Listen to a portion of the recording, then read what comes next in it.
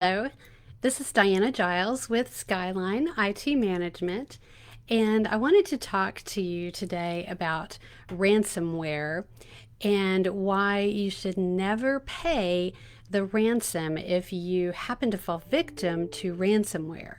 There have been several reasons in the past not to do that, but there's a new reason that's come out recently. But let's talk about why some of the other reasons why you should never pay the ransom.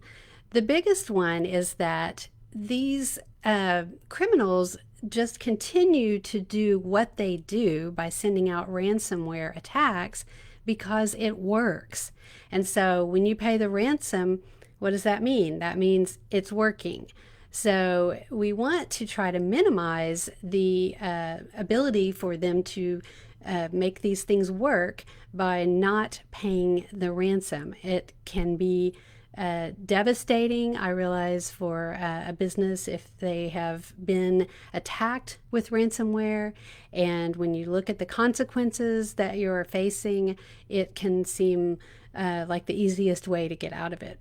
The other reason that you don't want to pay the ransom is because a lot of times it doesn't do any good.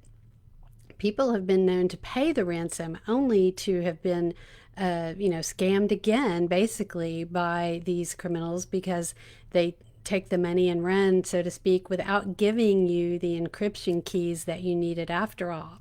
So those are the two major reasons we've always said don't pay the ransom. However, the Treasury Department of the United States has come out recently with some regulations about paying the ransom because many of the countries that these criminals come from have already got economic sanctions imposed against them.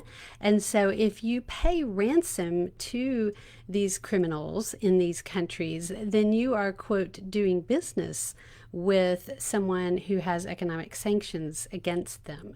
And so they are going to be, they announced earlier this month that they can impose severe fines on companies and individuals who pay ransom in these cases. So you would certainly want to make sure, if you were considering doing that, which I always recommend not paying the ransom, but if you were, you would need to consult with a government agency first of all to make sure that you are not going to be in violation and could face steep fines for that. Now, what I would recommend is that you really, really take seriously the security of your business and try to ransom-proof it. So there are many things that you can do to try to do that and to make it so that if you are hit with a ransomware attack, that you are able to recover from it without paying the ransom.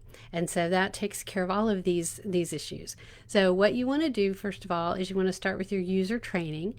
Make sure that your users are going to be really good at responding properly to emails, because about 90% of these attacks are going to be coming through an email. And you may think your business is too small to be attacked or nobody's going to target you. I assure you, the majority of them that come out are not actually targeted. They spray out these attacks. They just go out widespread mass emails and they just see who they can pick up, basically. So they are not typically targeting one particular business. They're just spraying out various, thousands of emails and hoping to see how many they're going to get. So first of all, you want to definitely have end user training. You want to have the kind of security as far as antivirus, anti-spam, anti-phishing, all of those things layered into your security that is on the endpoints, the computers in your business.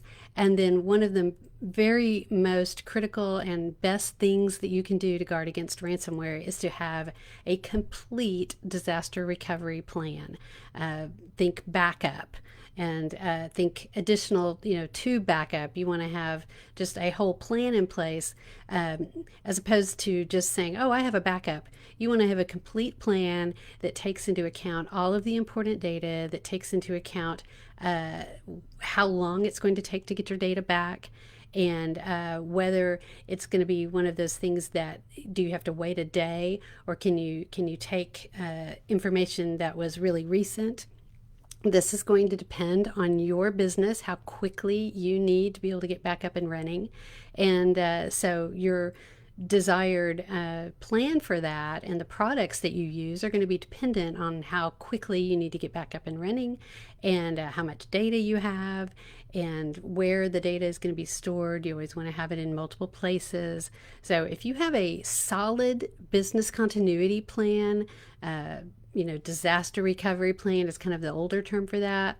And if you have those, then you are going to be immune to ransomware attacks, because it just isn't going to matter. You don't need to pay that ransom because you can get your data back. It might be a little bit of a pain, but you could do it. And so that is my best advice for guarding against ransomware attacks, is to have a solid business continuity plan. And so I hope that this information has helped you. But remember, help stop ransomware by not paying the ransom, but better than that, ransom-proof your business.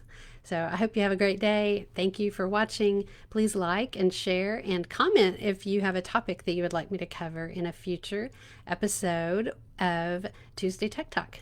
Thank you.